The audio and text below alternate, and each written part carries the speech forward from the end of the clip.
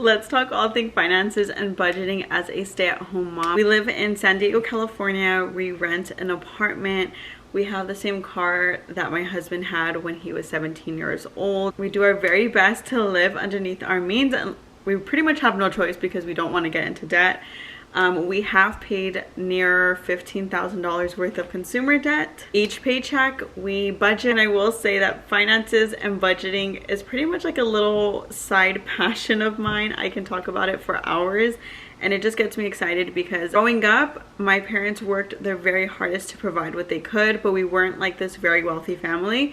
So I want to change that and be different for my kids and our family. I'm going to share everything as much as possible with you guys, give you guys a simple breakdown of what we do to budget our paychecks, how we kind of manage our monies, the income that I bring in, the income that my husband brings in. Every family is so different. Every family's needs are so different. So if you're going to take anything from this, do it and apply it to your family however it seems fit for you guys.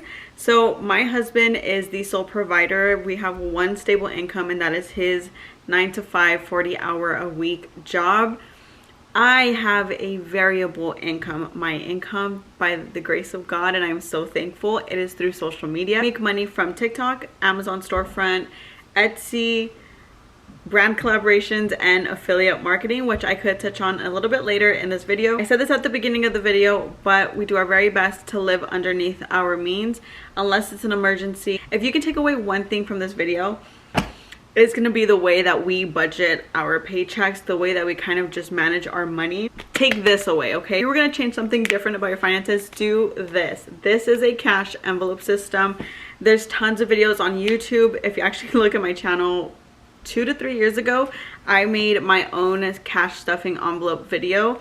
This has changed our life. The time that we were paying off our debt, we did a cash envelope system. We were able to save up for a New York trip, paid full in cash. We were able to pay for our Christmases all full in cash while paying off our debt because of this system. And even though our annual income has changed significantly from 3 years ago to now, we still use this concept because it's just like our bread and butter. It just what works for us. Since May of 2022, I have not worked a traditional job. I left my retail job, and I know what it is to have 11 cents in your bank account. After we left our retail job, we were living solely off of savings.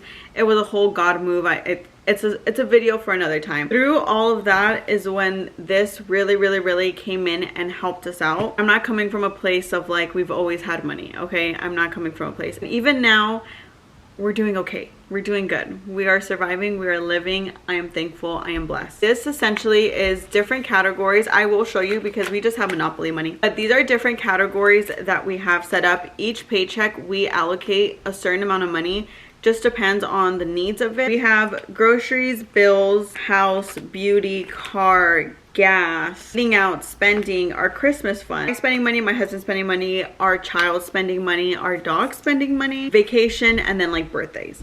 Those are the current envelopes that we do have, and we allocate, even if it's $10, we will put $10 to one of the categories. When we first started doing our cash envelopes, we were actually taking out physical cash from the banks because we were paying off debt from our credit cards. So we use credit cards now, but before we were just using just our cash envelopes. If we were going grocery shopping, the money that is in the envelope for groceries, we were taking that out, going to go get our groceries, and that's all we had. Cash envelope system does kind of make you face reality of how much you actually have towards that category. Sometimes you can't put money to every single category. There's been times where we've only put money to groceries and bills and gas. Because your budgeting does not mean you can't spend.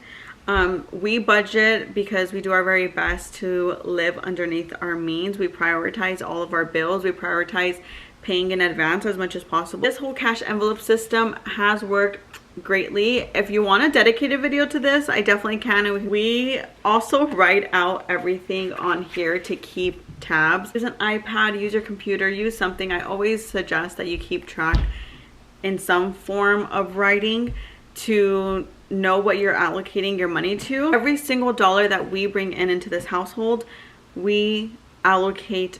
It has a job, it has its duty. Even if it's like saving for birthdays, it has a duty. On top of writing everything down through paychecks, one thing I think is so important, and it just kind of makes us face reality, is writing down every single purchase that we do. We keep track on Microsoft to-do list.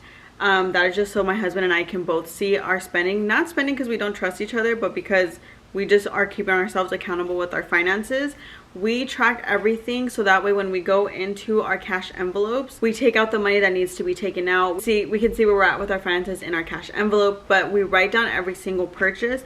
It also kind of makes you just reflect of how much you're spending on eating out, how much you're spending on just random stuff, and how things add up. Let's talk credit cards really quickly because we love our credit cards. I suggest whenever you are healed with your relationship with money, because prior to this, I didn't have a good relationship with money. Going into my marriage, I was swiping my credit card, and exactly why we had consumer debt. Now that I am healed from that, we have a really good relationship. We have switched over to using our credit cards full time. When you do have a healed relationship, I would say get a credit card and use it for points. You are going to be spending the money anyways through your debit card. I highly suggest a Chase credit card. We had the Chase Unlimited, loved it. I think it's great.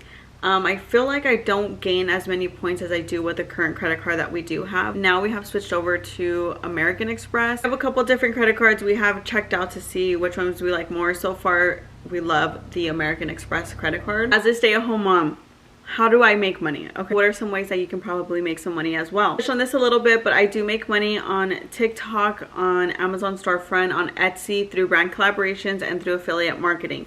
Now, just because I have these 5 stream of incomes, I don't want to come on here and make it seem like I'm making thousands and thousands and thousands of dollars and I'm rolling in dough. I am not, okay?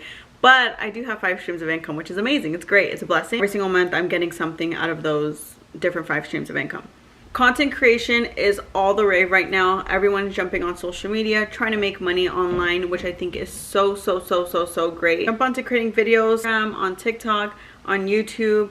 You never know where it can go for you. You are just trying to make money. There are a couple ways. One way that I was making a really great amount of money, but I have stopped, is through Amazon promo codes. That's through becoming an Amazon influencer.